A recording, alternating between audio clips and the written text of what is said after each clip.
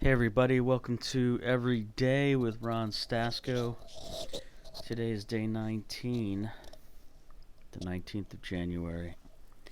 And we're doing a follow-up on Mark chapter 9. This is one of the videos this week that got booted for some reason and we couldn't find it.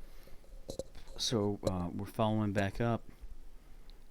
And in Mark chapter 9 it says, I tell you the truth, someone who are standing here will not taste death before they see the kingdom of God come to power. That was Jesus following up what he was saying to his apostles in Mark chapter 8. And then he talks about the transfiguration. After 6 days, Jesus took Peter, James, and John, three of his most trusted apostles, up to the mountain with him. He led them high up a mountain where they were all alone. There he was transfigured before them. His clothes became dazzling white, whiter than anyone in the world could bleach them. And there appeared before them Elijah and Moses, who were talking with Jesus. And Peter said to Jesus, Rabbi, it is good for us to be here. Let us put up 3 shelters, one for you, one for Moses, and one for Elijah. He did not know what to say. They were so frightened.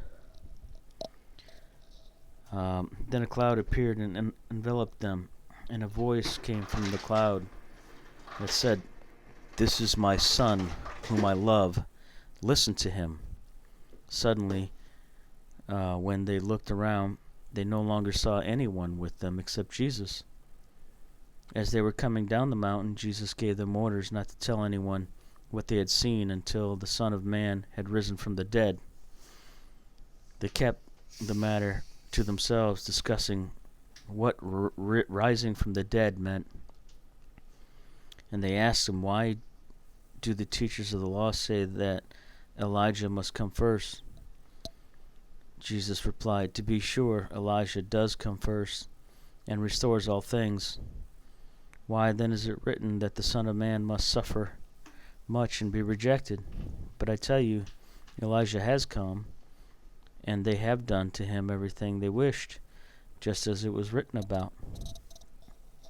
Now, with the transfiguration, Jesus has been working on his disciples for a while to try to get them to understand the fullness of who he is. And so he takes 3 of them that he has really closest to him in the group with him and lets them see him in his supernatural form, not in his man form, but in his God form. And they describe it as his clothes being bleached out so white that it's whiter than anything that you can imagine. That just the light shined from them, and that they saw Elijah and Moses talking with Jesus. Now they knew exactly who they were.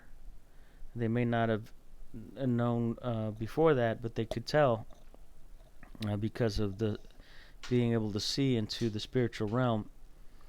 And as Peter came up to him because he didn't know what to say and he was frightened. He's like, hey, this is good for us to be here. We should build shelters for each one of you. Again, thinking of the world, bringing, to bring people up there and to make a spectacle out of it and to show them what this amazing thing was. But that wasn't the plan. And so God enveloped them in a cloud and says, hey, this is my son whom I love. Listen to him. He's basically commanding them. Listen to what he's telling you. And suddenly they look around and all they see is Jesus. And he tells them not to tell him anybody anything until he's risen from the dead. And they keep asking themselves, just the 3 of them, what does he mean, risen from the dead? Who's dying? Why has he got to die? What's going on? And that's when they ask, doesn't Elijah come first? And he's telling them, hey, Elijah's already come. And why does the Son of Man have to suffer and be rejected? It's just what the Word says. It has to happen. The fulfillment of the law has to happen in order for God to do and show what he says. And so he's preparing them and himself at the same time for what's coming. And when they came down the mountain, they came with the other disciples, and they saw a large crowd around the disciples, and the teachers of the law were arguing with the disciples. As soon as all the people saw Jesus, they overwhelmed with wonder and ran to greet him. "What are you arguing with them about?" Jesus asked. A man in the crowd answered, "Teacher, I brought you my son, who is possessed by a spirit that has robbed him of his speech. Whenever it seizes him, it throws him to the ground. He foams at the mouth, gnashes his teeth, and becomes rigid. I asked your disciples to drive out the spirit, but they could not." And Jesus replies, "O unbelieving generation, how long shall I stay with you? How long shall I put up with you? Bring the boy to me." So they brought him. When the spirit saw Jesus, it immediately threw the boy into a convulsion. He fell on the ground and rolled around, foaming at the mouth. Jesus asked the boy's father, "How long has he been like this?" "From childhood," he answered. "It has often thrown him into the fire or water to kill him. But if you can do anything, take pity on us and help us." "If you can," Jesus said. "Everything is possible for him who believes." Immediately the boy's father exclaimed, "I do believe. Help me overcome my unbelief." Immediately, when Jesus saw that the crowd was running to the scene, he rebuked the evil spirit. "You deaf and mute spirit, I command you, come out of him and never enter him again." The spirit shrieked, convulsed the boy violently, and came out. The boy looked so much like a corpse that many thought he was dead, and said, "He's dead." But Jesus took him by the hand, lifted him to his feet, and he stood up. After Jesus had gone indoors, his disciples asked him privately, Why couldn't we drive it out?" He replied, "This kind can only come out by prayer and fasting."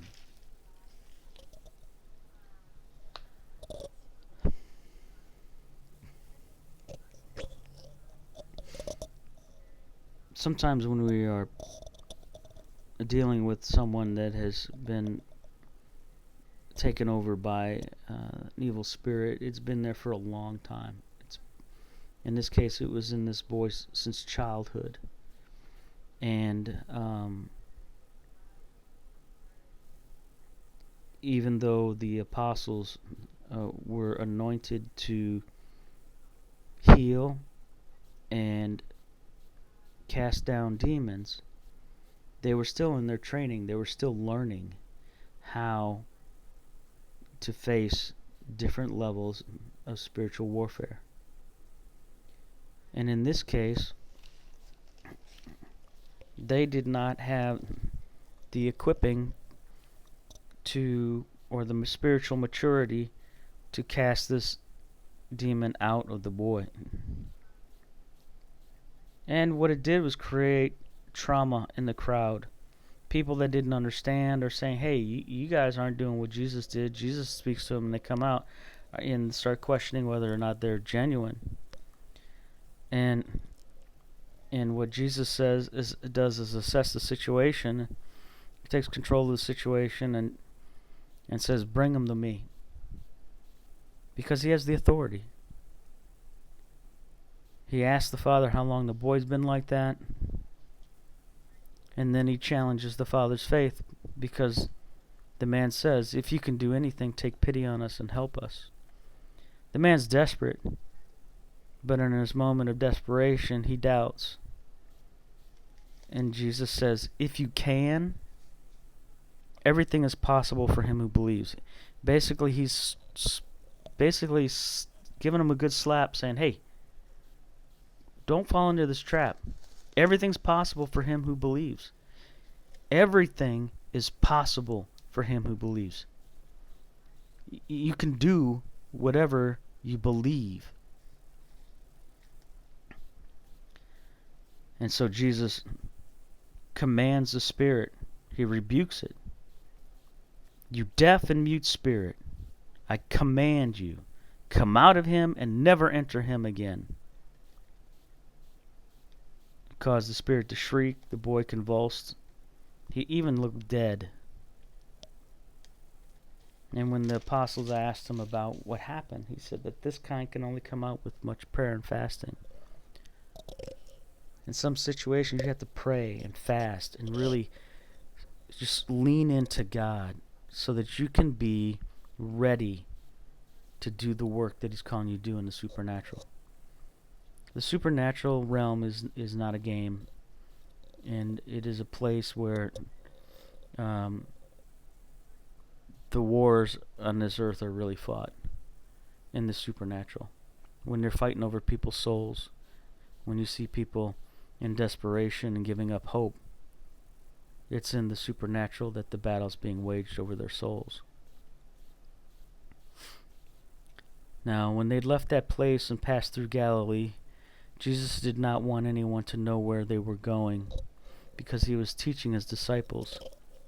He said to them, "The Son of Man is going to be betrayed into the hands of men. They will kill him, and after 3 days he will rise." But they did not understand what he meant and were afraid to ask him about it. As they came to Capernaum, when he was in the house, he asked them, "What were you guys arguing about on the road?" But they kept quiet. On the way, they had argued about who was the greatest. Sitting down, Jesus called the 12 and said, "If any of you wants to be first, he must be the very last, the servant of all." He took the little child and had him stand among them. Taking him in his arms, he said to them, "Whoever welcomes one of these little children in my name welcomes me, and whoever welcomes me does not welcome me, but the one who sent me." He's telling his apostles that if they want to be great, they have to be a servant to all, to be the very last, not the first. And that they need to be like these little children and accept them and welcome them in, because by doing so they're welcoming God, not just Jesus.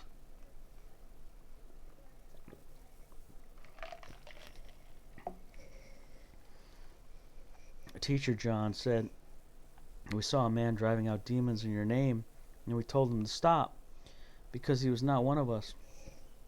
And Jesus said, "Do not stop him. No one who does a miracle in my name in the next moment can say anything bad about me. For whoever is not against us is actually for us. I tell you the truth, anyone who gives you a cup of water in my name because you belong to Christ will certainly not lose his reward. And if anyone causes one of these little ones who believe in me to sin, it would be better for him to be thrown into the sea with a large millstone tied around his neck. If your hand causes you to sin, cut it off. It is better for you to enter life maimed than with 2 hands into hell, where the fire never goes out. And if your foot causes you to sin, cut it off. It is better for you to enter life crippled than to have 2 feet and to be thrown into hell. And if your eye causes you to sin, pluck it out. It is better for you to enter the kingdom of God with 1 eye than with 2 eyes and be thrown into hell, where a worm does not die and the fire does not quench. Everyone will be salted with fire. Salt is good, but if it loses its saltiness, how can you make it salty again? Have salt in yourselves and be at peace with each other.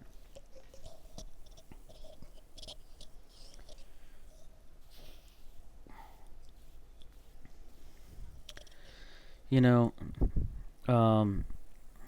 Jesus talks real hard here about sin,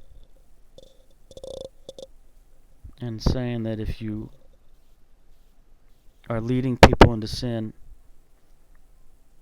it would be better for you to be thrown into the sea with a millstone around your neck. I don't know if you've ever seen a millstone, but a millstone can be anywhere from 3 feet to 6 or 7 feet in diameter, and they're giant and heavy. And he's saying it would be better for you to be thrown into the sea with one of those tied around your neck than to lead someone into sin. And he's saying if your hand causes you to sin, cut it off. If your foot causes you to sin, cut it off. Eye causes you to sin, gouge it out. It'd be better to go through this life lame than to go into hell with all your extremities. And the point he's trying to make is that prevent yourself from sinning, because it would be better to be less than who you think you should be than to go into hell with the fullness of who you think you are.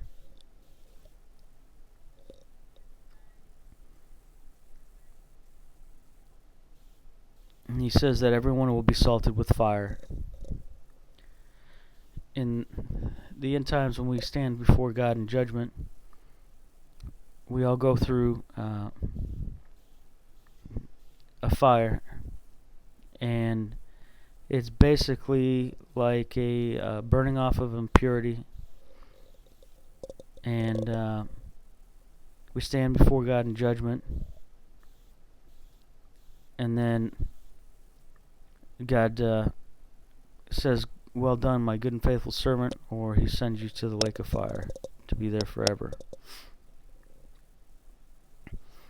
And when that happens, it's almost like I don't know if you've ever seen a sword tempered, but they one of the last things they do is they heat the sword in a fire once it's been shaped and formed, and it burns off the last few impurities before it's put into a cooling trough that hardens it permanent. And if it's not properly tempered, you could break and shatter, and it was no good to anybody. In the same way, it's talking about this saltiness. Salt is good, but if it loses its saltiness, how can you make it salty again? And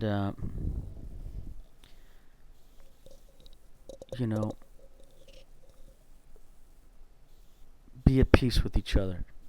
He's telling them, don't argue over stupid stuff. Remember to be the salt of the earth, the flavor of life, and be at peace with each other.